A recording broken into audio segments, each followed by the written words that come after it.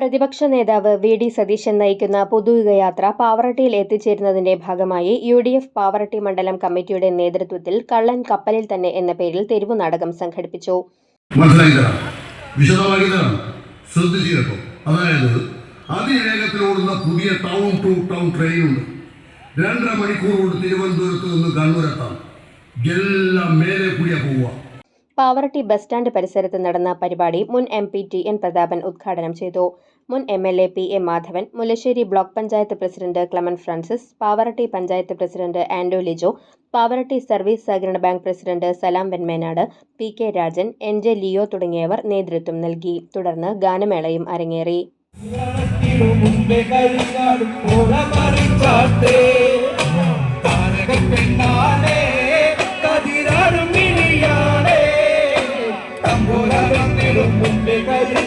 കോര പറിച്ചാട്ട്